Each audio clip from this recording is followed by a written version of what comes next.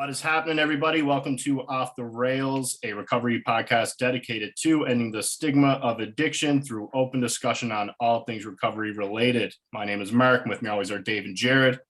And today we have a special guest, and Dave's going to introduce her. Yes, absolutely. We're super excited to have our next guest on. She is a mother, a wife. She's sober AF. She's a sober coach. And she's trying to share her story and to help others. You can find her at shaysober.com. It's Shay Mitchell. Hey. Thank you so much for joining us today. Yeah, thanks for having me.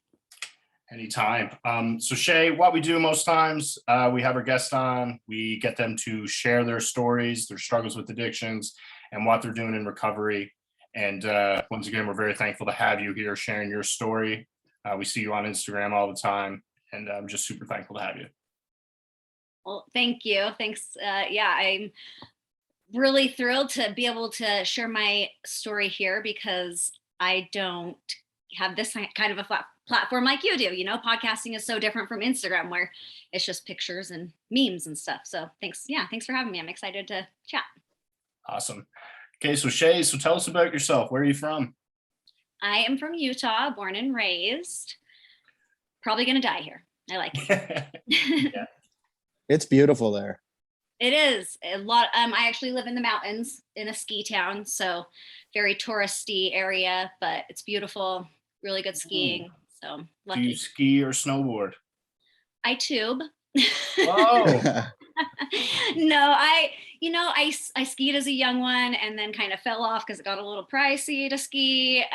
But we're gonna try to get the kids and us on the mountain this year and make it happen. So yeah. Sweet. Okay, so born in Utah. How was family life growing up? You know, family life was actually good for the most part. I grew up in a religious household. A lot of people are probably familiar with the Mormon religion in Utah. A lot of people associate that, and it's pretty true. There's quite a few of them. So I grew up in that religion. It's also known as the Latter-day Saints. But they teach not to drink alcohol, no drugs, no sex before marriage, no coffee even, just some really strict rules. But I also have an addict father. So he, smoked weed as a teenager and just that kind of evolved. And, he was smoking meth and crack and doing cocaine and all of that through my childhood. So it was a little bit confusing to grow up in a religion that told you not to do all these things, but then have a dad that was Yeah, no doubt. Was your dad a part of the church or was it like your mom or? Yes. They call people that do these things but try to also live the principles of the church Jack Mormons, where they say or they preach it but don't necessarily live it. Very confusing. So I actually identify with having some religious trauma because of that, just having questions and them not being able to be answered honestly, because I don't think my parents even really knew how to answer them, because just growing up in a different time where we didn't have as much technology and people being able to discuss these things with one another like we have on social media, just a lot of different times. Yeah, that's what I was gonna ask kind of. Is it hard to have those principles pushed on you and then see say your parents not following suit with those principles? Yeah, so they would, both my mom and my dad would drink alcohol, but turn around and say, go to church on Sunday where they teach not to drink alcohol. So very confusing there. My mom did end up stopping drinking when I was around 11, 12, just for her own choices. She actually doesn't have alcoholic tendencies, as I would say. She, it was just more of it wasn't serving her anymore. But yeah, that was very, just confusing is the best word I can think of. And also kind of pushed me to probably rebel more, because I'm kind of one of those personalities, tell me not to do something and I probably will do it. Now, were your parents, were they hiding that from other people, or was it known in their social circle that they were drinking too, or was that kind of hidden? I think it was kind of, you have your drinking friends that aren't in the religion, and they would hang out with them and party with them. And I would see that a little bit. And my dad also had siblings that have some alcohol issues, and they would get together and drink.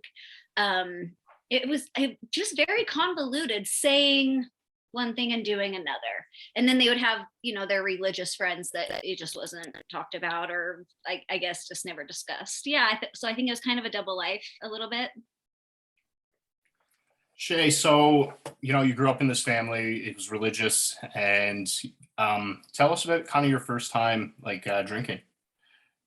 So actually, because of the religion, I abided by the rules for most of my childhood. I was scared. I had fear shoved down my throat through this religion. I had this all-knowing being watching me at all times, and I was afraid to really make any mistakes at all. But I ended up leaving the church in high school when I, really started having questions about it and not having them answered.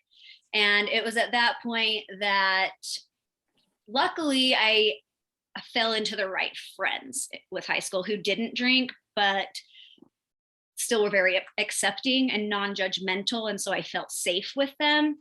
And so I didn't drink until after high school, but I got married very young. I married my high school sweetheart. And as soon as we were out of the house, it was like, hey, let's find a way to do this. I mean, our first time drinking, we went to a 7-Eleven and found a stranger to go in and buy us like Bacardi Raz or something, like those Alka-Pops, How old were you then? 19. Oh, yes. The old 21 drinking in the States.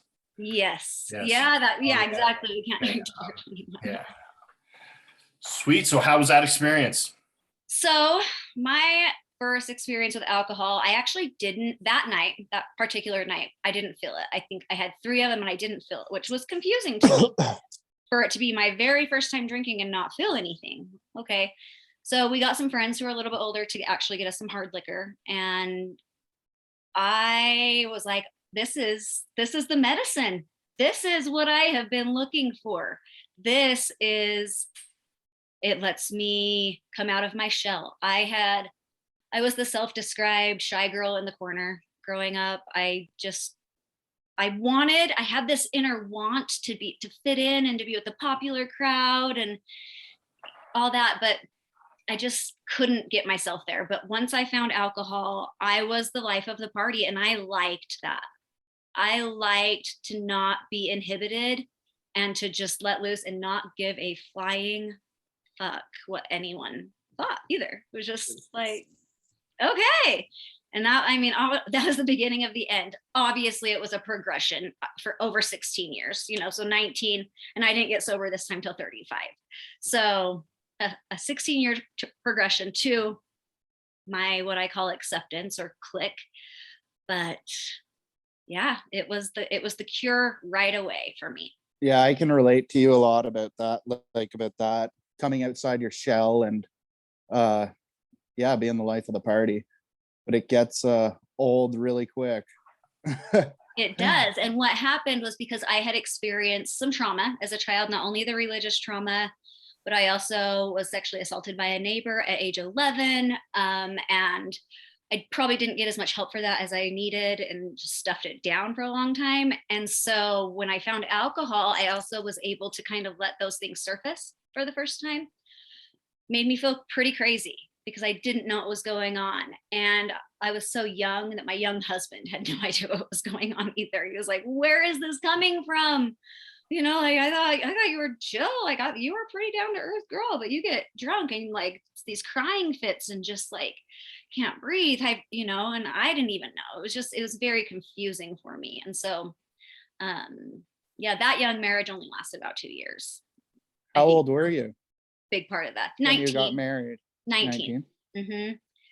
So being out of the house and having that ability to let those things surface was scary. It was scary. And luckily I was able to move back home after that marriage. So I was just barely 21 when I moved back home, finally of drinking age. Oh, and that was a whole ordeal too, because my parents knew that I drank. Like I had been out of the religion for a while, and I had kind of, pushed that, like, don't put your stuff on me. I'm a drinker now, just like you guys. Don't come at me. Jay, you kind of mentioned that it was like a progression. Mhm. Would you be able to speak on the progression and kind of like what it looked like at first, and then, over 16 years, like what was it looking like at the 16-year point? So, like I said, started at 19. That 2 years of marriage got pretty crazy because I didn't know what was going on. So I got divorced.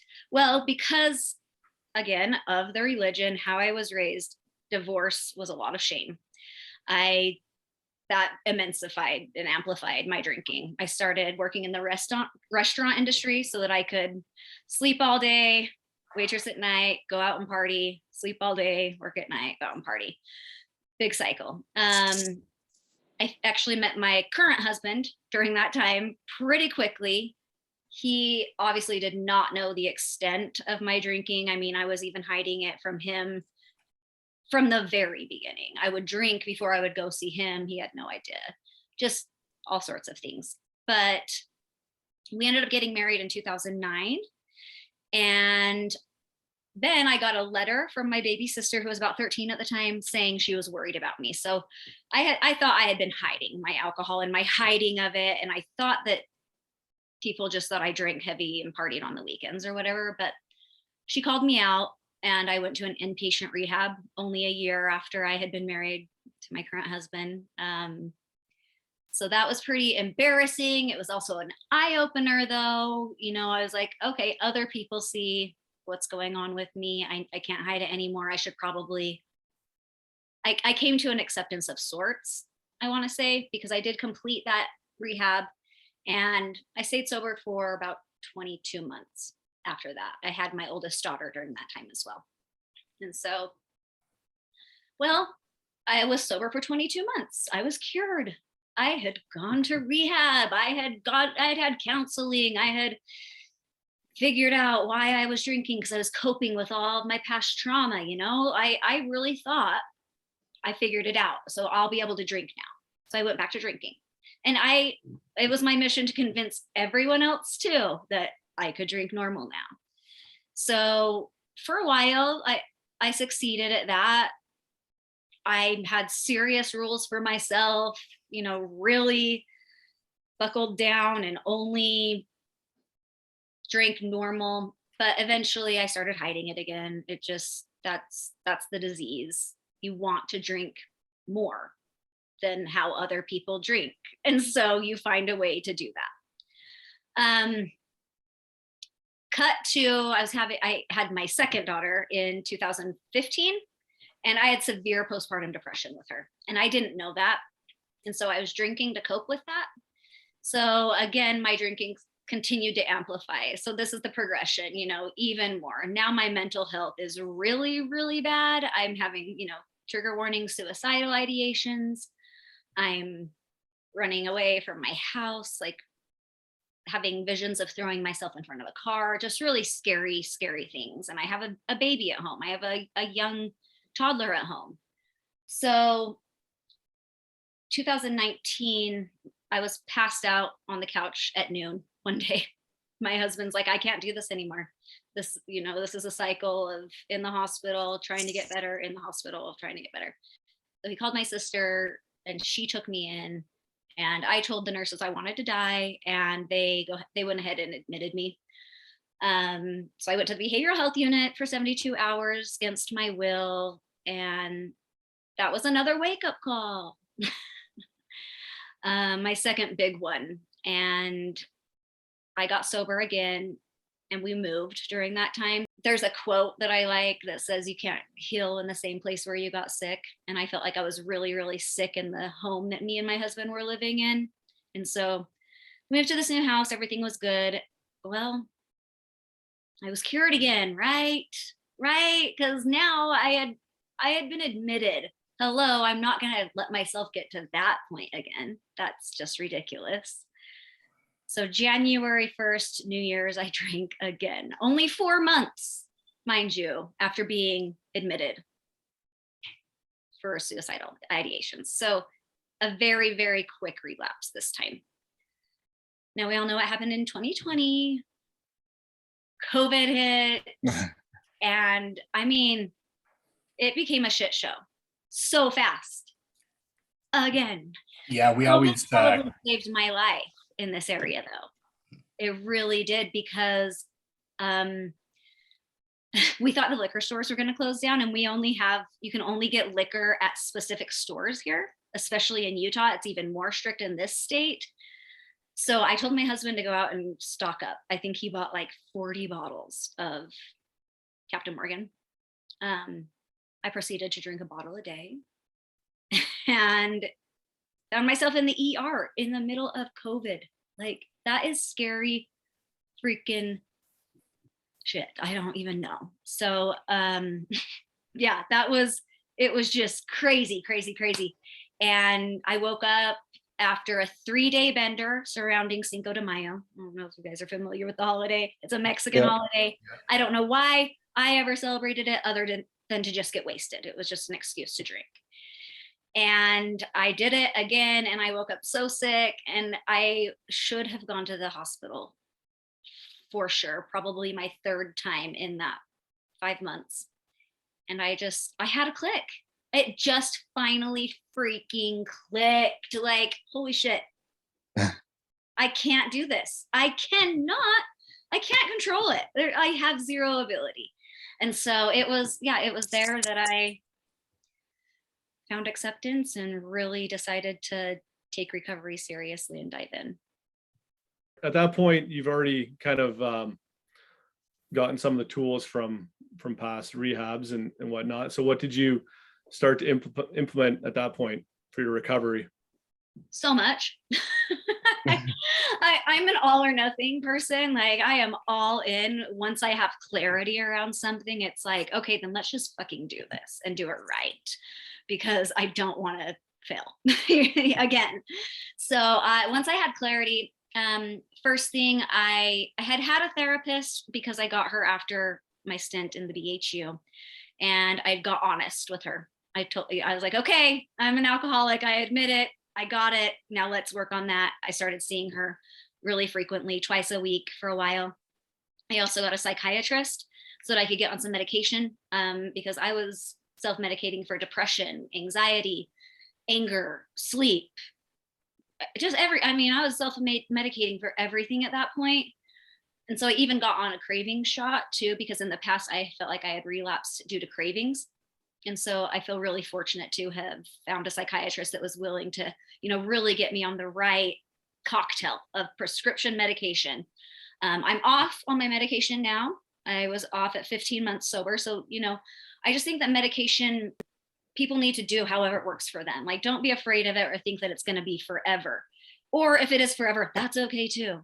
Whatever works for you, So yeah, some of those were the big things. I also got into an IOP program, which I think was a big foundational tool because it was intensive. I needed something to do to fill my time. It was also during COVID where nothing was really open, nothing was going on.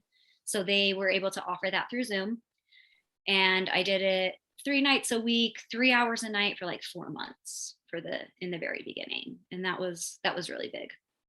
Shay, so you have 2 kids? 2 kids. Yep. Two girls.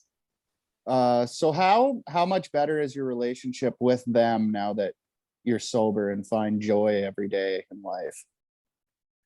It's a complete 180. Like, they love me again.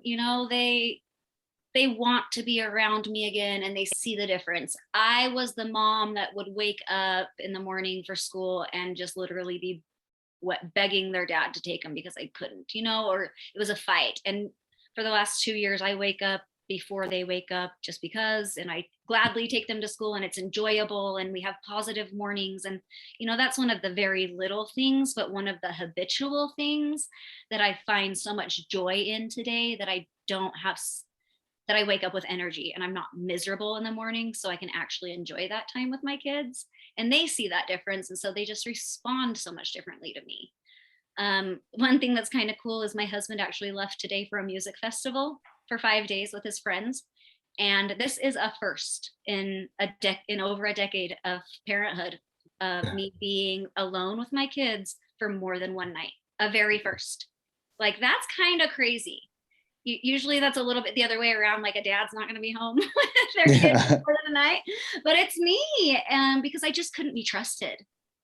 And that's so sad. But now it's like, oh yeah, like, peace out, go have fun with your friends. I just feel so happy that he has that freedom and that he can go and he doesn't have the weight or fear of what I might do with him gone. Yeah. So yeah, that's that was a big thing that's happening right now. I find too, like, even when I got sober, my daughter is like way happier now, and you can just tell. So it's kind of cool, and it makes you like actually realize how big of an impact your addiction put on other people too, right? It's true. Their behavior is just better because they're happier, because they have a happy parent, a present parent, someone who's actually there, not just trying to appease them and like, just okay, just whatever. That's how I was. It was just like it was physically really there, but not mentally. Absolutely. Yeah. Yeah. So it's one of my best blessings for sure. You mentioned that when you first went to rehab, you were a bit embarrassed. How do you go from being embarrassed going to rehab to, creating, your own website and your own Instagram account, promoting sobriety and being an advocate for it? I think that also came with acceptance and with letting go of the idea that I would drink again someday. For so long, even though I would have these bouts of sobriety and I would be like, okay, I'm sober, it was always just to prove to someone that I didn't have a problem. It was never because I had come to a realization that this truly was not going to work for me and that it was affecting me in bad ways. I wasn't seeing the consequences clearly. And so once I finally realized that I was never going to drink again, and I started diving into recovery, I started my Instagram page at 126 days sober. So I had just completed my IOP. I had started a new business because I completed the IOP and then I was like, oh crap, now I need to fill my time again. So I started a business and found that I enjoyed posting about that business on Instagram. And so I was like, hey, I feel good in my sobriety right now. I'm learning a lot. I think that this is something that I would like to share. And I think that it will help me stay accountable. So it was a little selfish at first. I'm not going to lie. It was like, I'm learning something every day and I might as well write it down, a little bit of a journal, but keep me accountable. And that's how it started off. And that's kind of how it's remained. But I just find a lot of joy in helping people and teaching what I've learned along the way, really. I find too, you have to be like selfish in sobriety from my experience so far. Yeah. Like not a bad selfish, a good selfish, right? Well, I think that I was so selfish in my addiction. Yeah. I didn't realize it.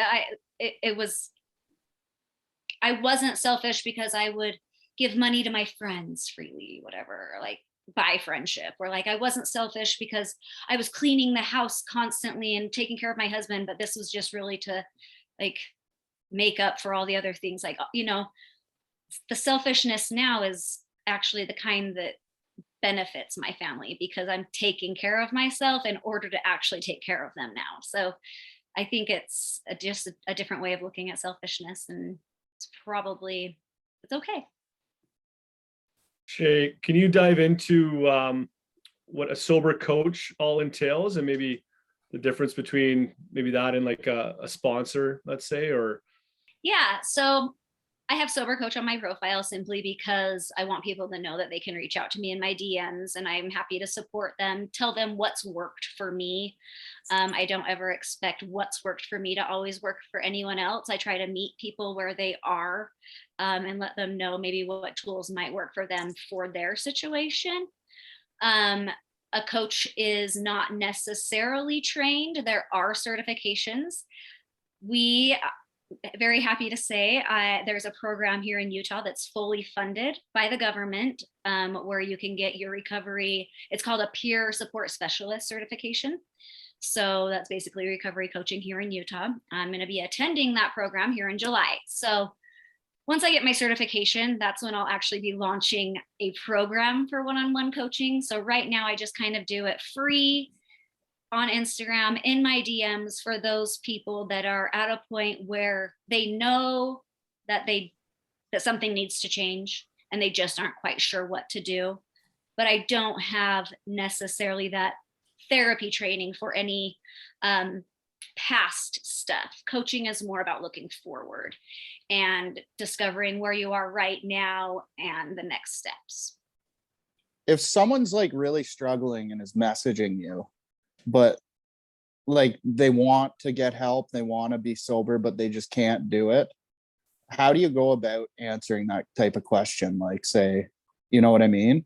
Yeah. Because I have so many people that ask me and message me about that kind of stuff, but it's so hard. Like I just like say I'm here if you need to talk or whatever, but you don't want to like get too carried away with it because you don't want it to affect yourself. So like, how do you go about doing that?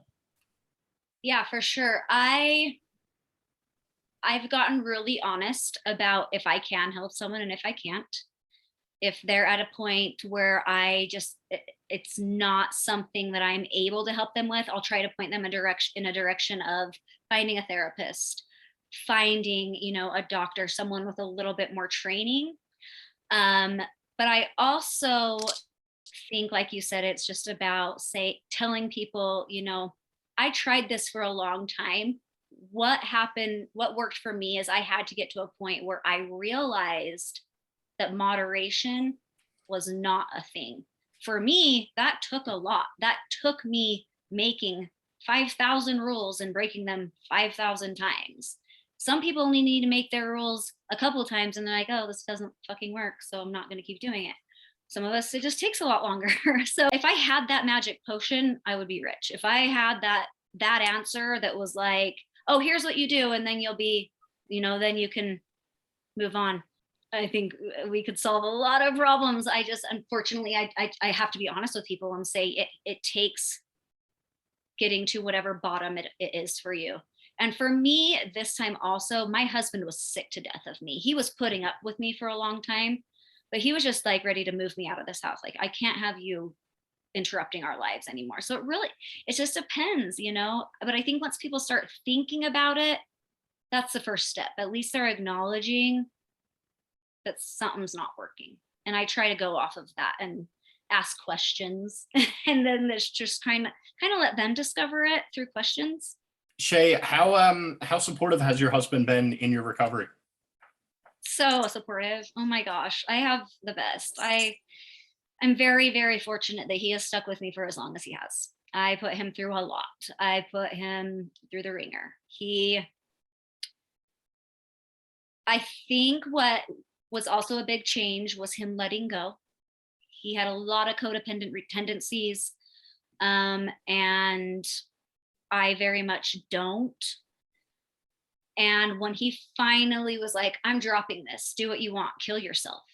I'm not gonna keep on hiding the alcohol from you and you finding it and me being pissed. Like, I'm leaving the handle of whiskey out. And if you're gonna drink half a handle of whiskey during the day, whatever, like, kill yourself, And that was unfortunately kind of like, damn, like I needed him to stop pushing so hard to fix me. Every relationship's different. Every person is different in that way. But even though he stopped doing that, he never stopped loving me, and he never stopped believing in me that I would get there someday. He had faith because he knew I had it in me. So I'm just really lucky that he stuck by my side. And since getting sober, he's great with just letting me do my thing, letting me recover how I need to. He doesn't understand the social media thing a whole lot. It's kind of like, oh my gosh, like, you are putting your whole life out there. You are just telling all these stories and like, okay, that's not his thing. And so he doesn't get it, but he's totally supportive of it because he sees how much it helps me. And he'd much rather see me where I'm at today than where I was previously. He sounds like a pretty awesome guy. He is so good. That was a sweet answer. It got me all just emotional that time. Reminded me of my relationship, man. Yeah, me too. Yeah, that was really sweet. Shay's story is like giving me like crazy deja vu because it's like somewhat basically dead on to how mine played through a little bit. I hear Just that like the- often and I get convoluted feelings about it. Like, I'm so sorry. I'm so sorry you relate to all of that, you know? But then at the same time, it's like, oh, good. Like, we need that. We need to be able to relate so that we don't feel alone. And that's what Yeah. I freaking love about the recovery community is so many of our stories can resonate and are so similar that it just feels good to know that all that shit we went through isn't just us. Yeah, like the hiding the alcohol, that was a big one for me. And I thought I was sober for like 3 months. Like I was, and then everyone was like, oh, you're an idiot, because we all knew. Yeah. So your brain does crazy things and thinks so crazy when you're in active addiction. It's wild to think about. I love And then it hearing now. stories like yours is like, holy shit. It's like almost the same thing. And I'm like, oh my God. It is crazy. And now people razz I've me just been about sitting it. here like, I relate. I know. Yeah, like My sisters give me shit too now, and I'm like, oh my God, like relax. They're like, no, we can, because you were insane and you did not see it. You were like, yeah, you thought you were hiding it so well. Like, oh, let me go to the bathroom 500 times. Who needs to go to the bathroom 500 times in a 2-hour period? Good God. Not really. my girlfriend found like 50 Mickeys of vodka just hiding around, and then like, oh, just craziness. It's like you think you're hiding it, no, you're not at all. Yeah, Pretty we are not smart. no. You just forget about where you hide it and someone else finds it. I made a post about that recently that I was finding alcohol for a long time after I quit even. And I was like, Jesus, like, how did you even come up with this hiding spot? Yeah. I did have one more question. Were you able, how has your relationship been with your parents since getting into recovery? Great question. My mom and I have become so close. She really had to distance herself from me because there was a lot of transference with how I behaved and how my dad behaved.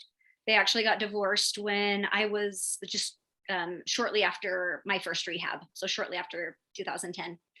So I was an adult and all that, but she put up with my dad for a long time and his addictions. And so she really distanced herself, but since getting sober and her realizing that it's for real this time, like it's different. We go to lunch together, she's really opened up, and we're friends, which is just so cool. I never thought that we'd get here. My father, unfortunately, he still suffers from some of his addictions. He's not quite in a place where he's healthy yet. And I just feel for him. I hope for him. And I just have to keep my boundaries up a little bit. I do have to guard myself there. It's important that I keep my recovery first. And I just hope that he will see my example and come around someday. Shay, I got a question. You were talking earlier about like how you got sober and then you thought you were fixed, so you tried it again and you did it multiple times. I've done that multiple times before, but it wasn't for those long periods. This is the longest I've been sober, for like 10 or 12 years. But I'm scared the most of just one day waking up and thinking I'm fixed. So what do you think? Like, do you just got to practice all your tools every single day and just work hard at it so that like none of those things will happen? Like, how did it gradually happen for you? Yeah, I was different. Than Yeah. everyone else. So like I was going to figure out a way. you know, Yeah. that was my thing. I was bound and fucking determined to just drink normal, whatever that means. So yeah, I mean, it was just a matter of time. It was just doing, it was messing up over and over again, and seeing that every time I would get sober and then I would go back to drinking, it would evolve and spiral faster. And it was just evidence over 16 years of trying and it failing every time. And then the suicidal ideations, you know, my mental health really getting bad was scary for me. That was, I don't want to be there. That's not a good place. And then yeah, actually getting to acceptance that moderation won't work. The neural pathways in my brain are forever changed. Like that helps me. That helps me to know that, you know, even if I haven't drank for 30 years, if I go back to drinking, those neural pathways, even though they'll have like way, you know, lessened, they're still there no matter what. That helps me to know that it's not my fault. It's not something I can learn to do. I can't learn. My brain is different. So yeah, I am different. Like I thought I was different in the other way, but no, I am different because I cannot drink. So that helps me. That's awesome. I was just gonna say for myself, you know, we have our guests on. I try to take a little bit of everything. It's kind of like I kind of haven't been going to meetings, let's say, too much recently. And these have kind of been my meetings, and you know, you sharing your story in the part of, you know, going back and drinking, kind of like Jared was talking about. I found it super helpful because at times now with this nice weather, I'm at the cottage and it's like, maybe I can, you know, and I haven't had one and I haven't really had a super big craving, but you know, it's always there a little bit. And I think you sharing your story like that, you know, it has helped me, and I think it'll help a lot of people just be like, okay, Shay says, you know, don't do it. So I'm so glad. I'm glad that helps. Anything that I say helps. That's why I do this. That's honestly, and it helps me to know that it helps other people too. That's the biggest thing I think in recovery, is this constant cycle of just helping each other by acknowledging that this is real and it's hard, and that stuff does come up. Like, yeah, our pool is being built. I'm like, damn, like I know all my friends are going to be out there with their White Claws all summer, and I'll be like, okay, with my Mountain Dew, whatever, assholes, enjoy.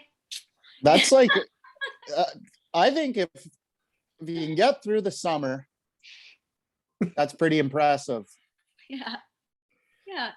It's Like, I don't in know, I every don't go season. around alcohol, Yeah. but like, and I don't want to drink it, but it's like, definitely if I was around it in the summer, it would definitely be hard. Like, right? Yeah, it is. I think it comes with time too. Like allow Yeah. yourself to heal. You know, I just reached 2 years sober, and it was only recently that I am, thanks. It was only Yay. recently that I did start feeling comfortable being around people though. So I don't think it's a bad thing to not want to be around it for a while. Like don't push yourself. Don't put yourself in situations that's going to fuck your recovery. Like, you know? Yeah, if you're honest with yourself enough to know that you can't drink, be honest enough with yourself to know what your triggers are and not place yourself in harm's way. Yeah, like I went out with a couple friends, like, I don't know, a month ago, and they had a couple beers, and I was like, kind of, I don't know, I could smell them, and I was like, and then I was having dreams about it, so I'm like, no, not again, Yeah, not happening. it's not fun to be around those people No. anymore. It's like No. you realize that was fun because you participated, but that's not fun anymore. And No. you do start to find other ways of having fun, which I was so afraid of too. I was like, what am I ever gonna do? I'm like, nothing's gonna be exciting. I went skydiving. I mean, I've traveled sober. I've been able to go to galas. I've done all sorts of shit sober that I never thought I would do. And it's been enjoyable. It's actually been enjoyable. I remember it. I'm there. I'm participating. I'm not like just numbed out to the world. So it's And woke up feeling great the next day. Best part of sobriety is no hangovers. Yeah. Legit. So amazing to wake up and actually not have stomach cramps and like pounding headache every day. Gosh, I don't miss it. No, me neither. Shay, I have a question. Shocker. And so, you grew up in this religious family, and like spirituality and like the higher power thing is kind of like, it's pretty big in recovery. How has it been for you? Crazy. I'm not gonna lie. It has been a lot of soul searching, a lot of letting go of what I was taught and what I was raised with, and I have trauma around, because when I first got sober in 2010, and it was very much about the steps, sober Instagram and a lot of the platforms that we have online and stuff for recovery weren't around. So AA was still very, very much the program of choice. I don't have anything against AA either. Now I think it's great for the right people if it works for you.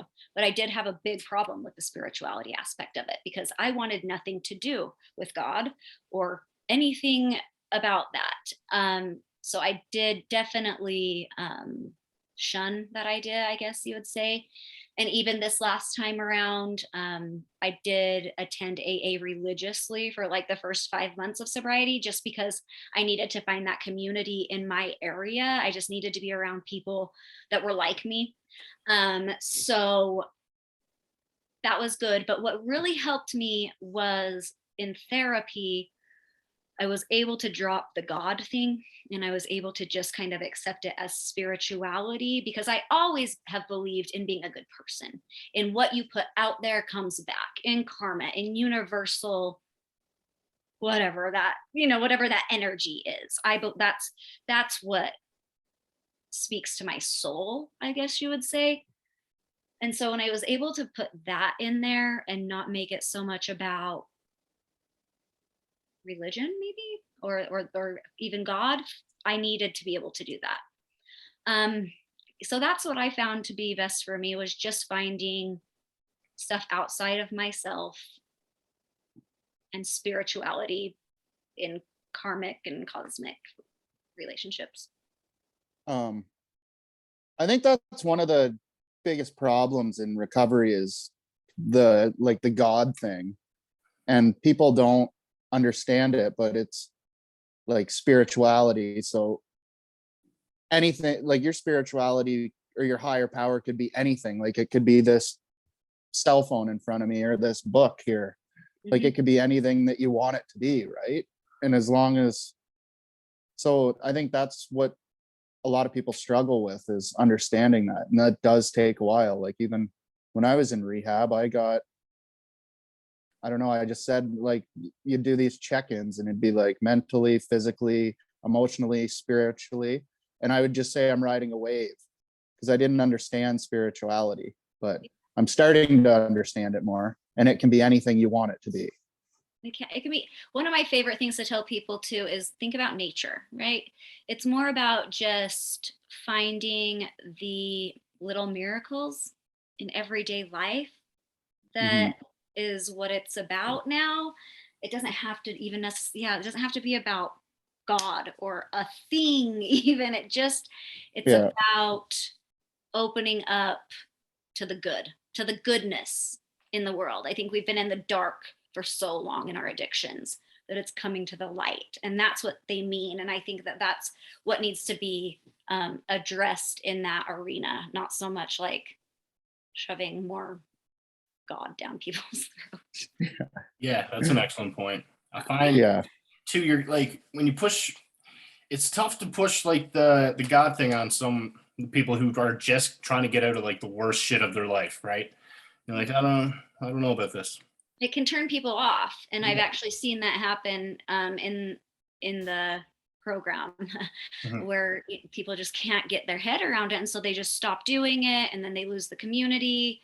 And so I also tell people, different home groups are different too. Not all home groups have their same things, and they're not all as strict about certain stuff too. Find your people. It's okay if one group doesn't work to search for another group. And I think that that's important too, that we don't just stop trying if something doesn't work. Like take what does work and leave the rest, as they say. Like, who cares about what doesn't work? Do what does. Shay, I was scrolling through your website earlier. Amazing job. Oh, thanks. You have a ton of resources there for people looking. So guys, if you're ever looking for help or anything, check out shaysober.com. Yeah, it was really amazing. Thank you. Guys, do we have any more questions for Shay? No, just a big thank you. Yeah, Yeah, thank you very much. That was awesome. Yeah, thank you so much. You did an amazing job. appreciate it. And Thanks we're so very much for thankful having for me you on. joining It was us. fun to chat. Great. Awesome, guys. If you or someone you know is struggling with addiction, please reach out and ask for help. Thank you so much for listening, everyone.